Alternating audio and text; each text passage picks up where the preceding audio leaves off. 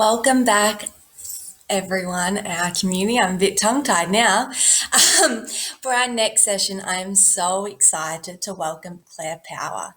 She's a plant based nutritionist, a postgrad in human nutrition from Deakin University, and the founder of the famous blog Healthy French Wife.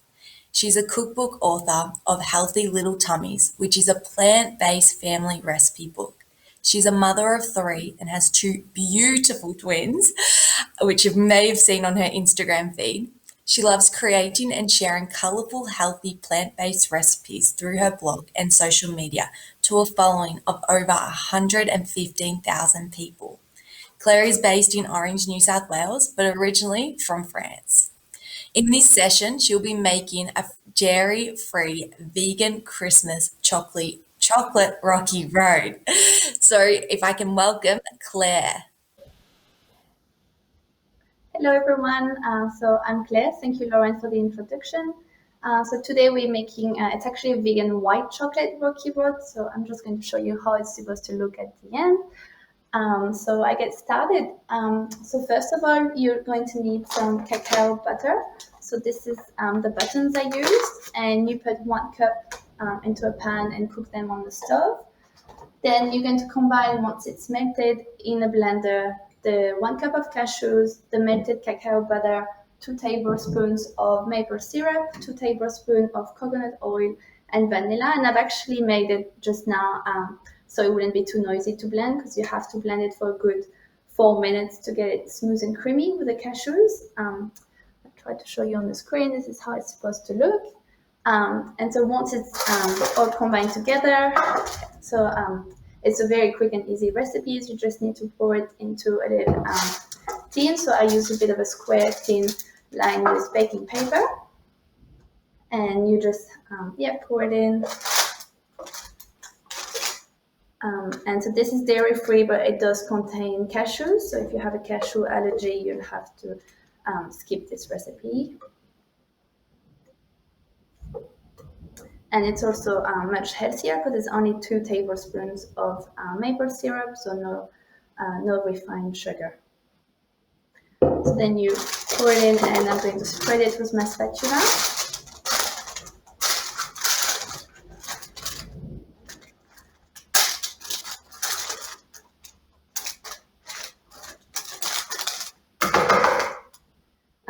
And the best part of this recipe is adding all the toppings. So it's also a very good recipe to make with children. They can get involved. And today for the toppings, I'm using pumpkin seeds. So 1 tablespoon of pumpkin seeds.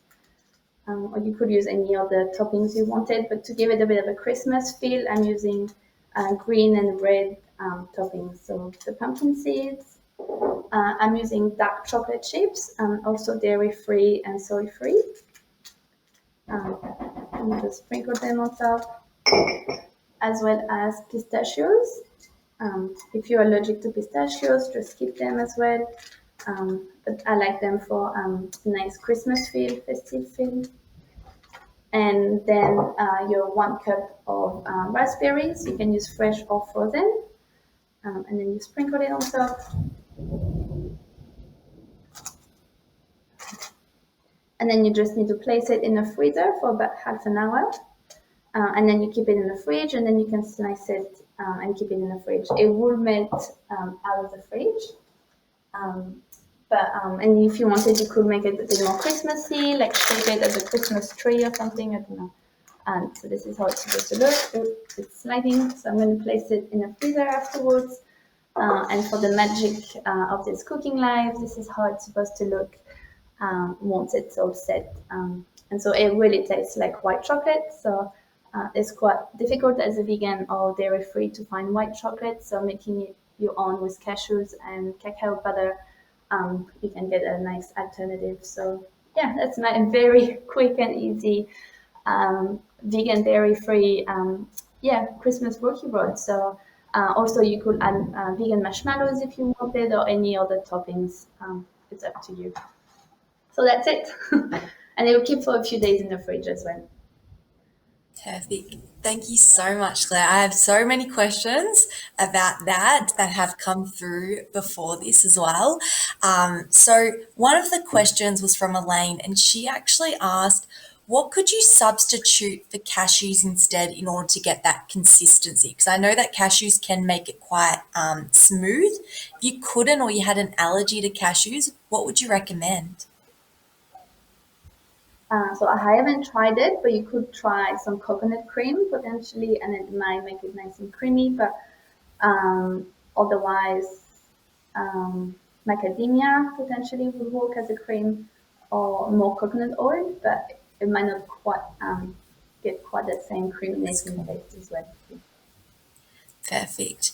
And then Bree had actually asked, what type of blender do you use? Because I know that when you are blending cashews or nuts, sometimes it can be hard to get that really nice smooth consistency. Yeah, so I'm using a Vitamix, and so I use this small part of the Vitamix and comes with this attachment, and only took like about not even a minute waiting with the Vitamix, but with some more traditional blenders, it can take a bit longer. Yes. Yeah. Perfect. And do you soak your cashews before you make this recipe or? I did not know. I did not soak the cashews for this because the Vitamix is strong enough. But if you soak your cashews, it might change up the recipe because the cashews will be wet and add some water to the recipe, and it might not set as beautifully. So I wouldn't recommend soaking the cashews now. Perfect. Thank you. We do have another question. What is your favorite chocolate to use that is dairy free? Yeah, so I buy the Sweet Williams chocolate chips or the no sugar free ones. Actually, like I don't love them, both brands. There's not many amazing dairy-free chocolate chips yet in Australia, but that's the only two I can find in my local shop. So that's what I use. Yeah. And if not, you can just make your own like you have now. Yes, but for the chocolate chips, it's a bit harder. But yeah, if I make my own, yeah. Perfect. And Because we have another you one. could, sorry, No, you yeah, I go. was going to say could make it a normal chocolate. So you could add cacao to make it like a chocolate, like normal chocolate, not white chocolate. And then if you wanted it to be dark chocolate, would you just double the cacao to make it a bit more bitter? Yeah, so I would add probably like a third of a cup of cacao powder, or even just make some dairy-free dark chocolate if you wanted. Yeah, yeah. So I've got another question that's come through. Could you give us a bit of a background to your story with your relationship with food and why you decided to go vegan and what made you start Healthy French Wife Food Blog? Yeah, so I've always liked or been interested a bit in nutrition, but when I was a student and whatnot, I ate very unhealthy foods. And then during my twin pregnancy, I was told to eat a lot of protein, and I was not vegan at the time, so I ate a lot of meat and ham and eggs, and I felt very ill. Like I just didn't feel like myself. I felt unhealthy. I gained a lot of weight, and yeah, I really didn't like it. So when the twins were born, after a few months, I decided to give veganism a go. I had tried it in the past for a week and loved it, but felt at the time that it was too hard.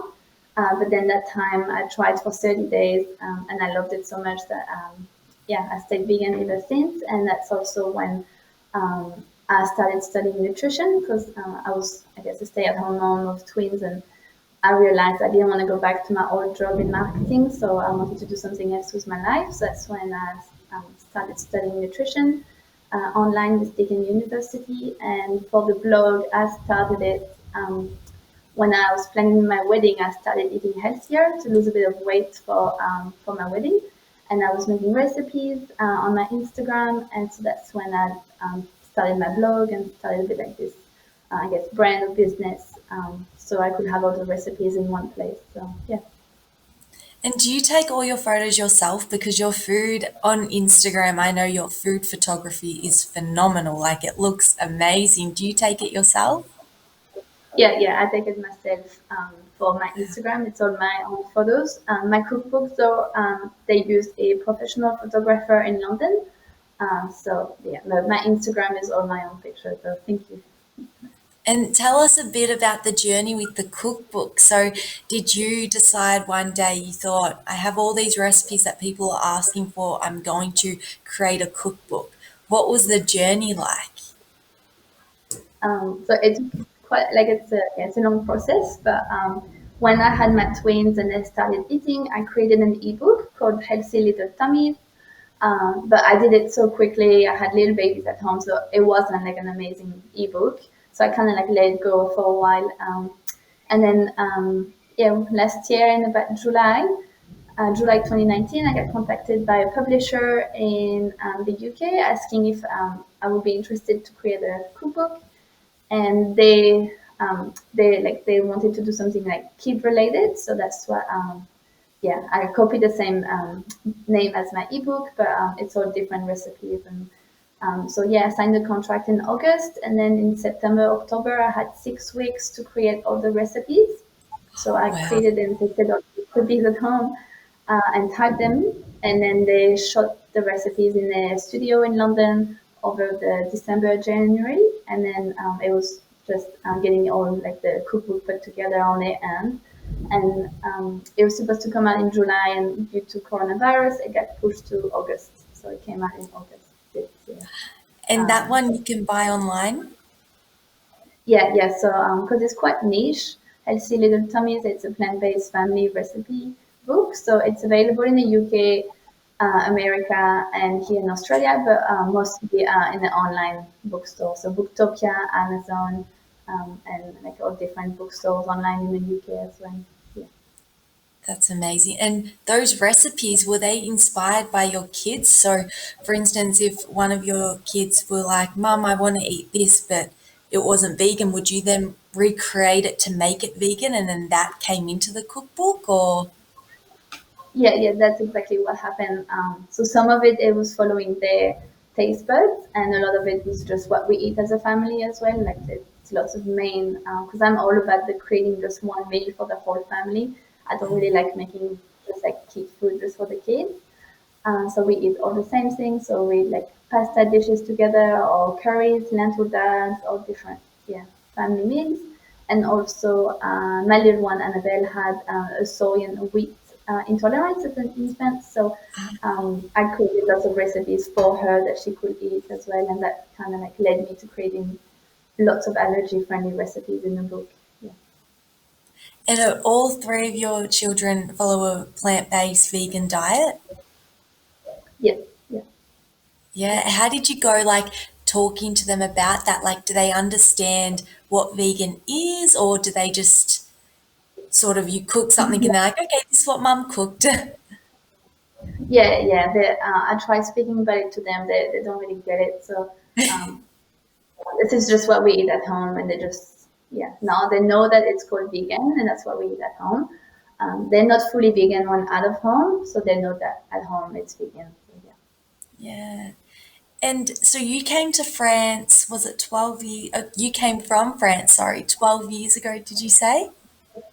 Yes, yes. So I was only 18, and I came to study in a university in Australia to do like a semester at ECU, and I did marketing. And 6 months after arriving, I met my now husband. So then I decided to stay. And how do you find the difference in food from over in France to Australia? Do you find there's a really big difference? Yes, lots to talk about. I find, for example, in Australia, it's Australia is much more advanced for the healthy vegan food. It's very more tolerant, and now you go to the local pub and there's a vegan salad on the menu. Not so much in France, but at the same time, in France, food is more celebrated. You don't just eat a bad meal. Every meal has to be good food. Like you don't just buy a pie at the service station. That's not something that's done in France. You rather make your own sandwich, use the nice bread from the bakery. Yeah. I love that. So everything's really wholesome and, like you said, celebrated. So I guess Christmas, it would be quite big Yeah. over there then. Yes. Yeah, it's very important. And we do And the Christmas Eve, a big meal on Christmas Eve, and then Christmas breakfast and Christmas lunch. Yeah. and what would you be cooking Christmas Eve? Like what would be some of the foods for vegans? Yeah, or for vegans, I don't know. But my family, they do like seafood and fish. That's a tradition. But these days, I just make like a big salad. Being in summer here, I like a big mango salad or something like that. Yeah, it would be I don't very try different. and recreate the food in a vegan way. That's a bit too hard. Yeah. Yeah. And what does your Christmas Day lunch look like in Australia here? Yeah, so I'm not often surrounded by many vegans, so I often will just bring a bit of a platter first, like a vegan platter for myself and my kids, along with a big salad using quinoa or green beans. I like sweet potato, pumpkin, and a few nuts and cranberries in my like Christmas salad. And then I try just picking out the sides that everyone brings. There's often like roasted vegetables, or I might make a vegan potato bake this year as well. Um, and Yeah, it's just one meal, so it's okay if I'm happy if I just eat salad. Like I don't need to make a whole vegan roast or anything like that. Yeah. I prefer Yeah. focusing on just a big salad with quinoa and maybe a few beans inside. Yeah. And then last year it was in my house, and I made a big Christmas chocolate cheesecake, like a raw vegan cheesecake mousse and big cheesecake, and that was very delicious and well loved by everyone. Yeah. It's really, my sister used to make a lot of vegan desserts, and I know that when I gave them to a lot of my friends, they were so surprised that there was no like dairy in them or anything like that. I was like, no, it's all, just your dates and nuts and coconut oil and coconut milk. It's amazing the flavors you can create even if you do follow a vegan based diet. Yeah, yeah, and the consistency as well, like it's so creamy and yeah, very nourishing. Yeah, Is there one ingredient you can't live without? Like, do you use a lot of coconut oil or coconut cream? no, I try not to consume too much coconut oil or coconut cream because that's very fattening and high in saturated fat. So I try to like use it just a little bit moderately. The one thing I couldn't live without would be the cashews. I use it to make like a creamy, savory cheese dish or like a vegan cheese. I use it for my raw vegan dessert for chocolate. Um, yeah, I love making like a creamy salad dressing using cashews, nutrition yeast, or lemon juice, and make like a dressing for salad as well. So we buy a lot of cashews. Yeah. Do you soak the cashews when you make those dressings and the cheesecakes, or you usually just don't soak them? Yeah, I do soak them for the cheesecake and the dressing, but yeah, I'm lucky enough to have a Vitamix, which doesn't need as much soaking. So if I forget, it's okay. Yeah, perfect. We've got another question come in. Um, does Claire speak in French to her children? And how does Claire bring her French culture into her daily life here in Australia? Yeah, so I do speak French most of the time to the children. If my husband is there, sometimes I speak English so that he knows what we're talking about. But so I speak French, and they sadly reply back in English. We're still working on them learning to speak French, but they understand everything I say, and I speak like I would to my mom. So they understand very fast French, and in my day to day, we I guess we don't live in a very French way. We don't do the big lunch anymore. We do more the big dinner like in Australia.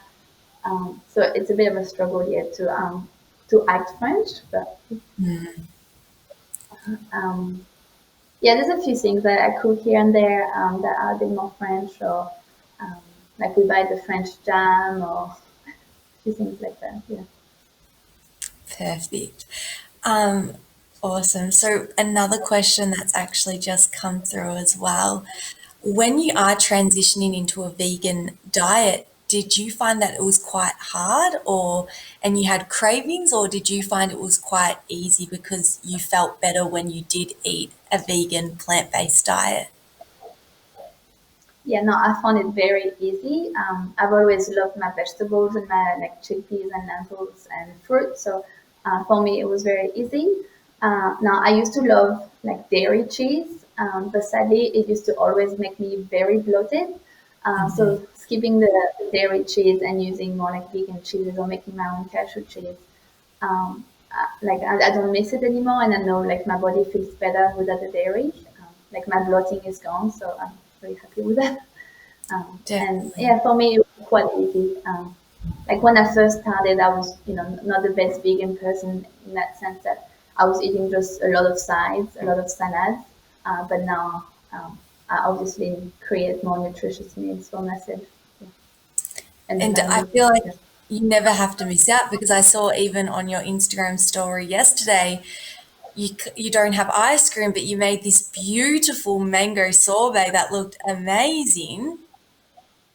Yeah. So I made like banana ice cream using frozen bananas. But actually, these days there's so many good vegan ice creams in the shops. But because I'm a nutritionist and for my children, I do try not to buy too much of that vegan processed food. So not too much vegan ice cream, not too much vegan faux meat, not too much yeah vegan faux cheese. Yeah, I prefer making my own. Yeah. Or do you make your own nut-based milks? No, that's the only thing I don't really recommend doing because it's very important, especially for children and women, to have calcium. So I prefer buying store-bought calcium fortified plant milks. Yeah. Ah, perfect, perfect. And another question, who was it? Anna. Anna had said actually, you'd mentioned about your baked potatoes. How do you make your baked potatoes but make them dairy free? Yeah. Your So potato. I just combine yeah potato bake. Yeah, the sliced potatoes with sliced onion, and I make again a cashew cheese sauce. So just cashews, nutrition yeast, water, garlic powder, onion powder, and yeah, lots of nutritional yeast. And then I just put layer of potato, onion, cheese sauce, vegan cheese sauce, Yeah. potato, and just keep going. And I just don't top with any cheese, but it kind of gets a bit of a crust with the potatoes anyway. So and even non-vegans love it. I made it last weekend, and my father-in-law, who's a very country Australian man, took 2 servings of my potato bake. So I didn't even I didn't even tell Oh, him, but I'm very happy he did. Yeah. yeah. I had a conversation with my friend the other day, and her and her sister made jackfruit burgers, and they were vegan, and they gave them to their father, who's traditional Italian. So he loves his meat, pasta, and bread. And so he had these Yeah. burgers, and he didn't really question what was in them, and he ate it, and he goes, "These are amazing! Like, what's in these burgers?" And they're like, gave him the kit tin, sorry, of jackfruit, being like, "It's jackfruit, Dad." And he was like, "What is jackfruit? Is it a meat?" Do Yeah. you use a Yeah, lot I of tried to do a jackfruit? bit more practice as well. Yeah, I started using it a bit more. I used to be a bit scared of it because, like, I assumed it was going to be either like very sweet or a bit stinky, but it's none of those things. Because I use a young jackfruit, not the actual big, like, very ripe Ah, fruits. But it's not my favorite thing to cook. Like I'd rather in a vegan dish use beans or tofu, just so we get the protein as a family. But jackfruit is a nice alternative here and there. Yeah. yeah, definitely. And do you use a lot of tempeh as well as tofu, or you prefer tofu? Yeah, I don't like tempeh, so I don't eat it. But if Yeah. you like it, eat it. I just don't like it. Perfect. Now, I know you did mention before that an ingredient you couldn't live without was cashews. Do you have another two ingredients that you use as well, like religiously? Um, Fruit. I guess fruit or broccoli. We use a lot of broccoli.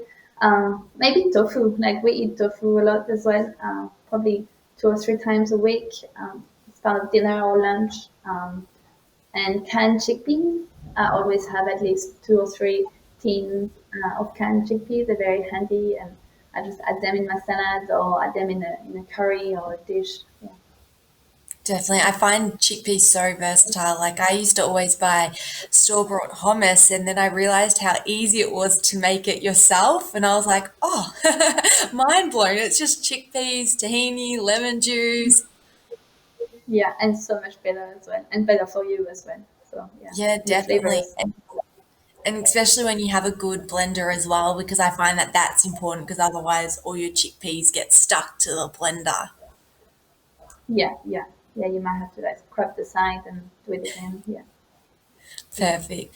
Well, that is all we have for today. My last question for you is actually just a personal question, and it is, what do you normally have for breakfast when you wake up in the morning? So do you like having smoothies, dairy-free smoothies, or do you do chia puddings?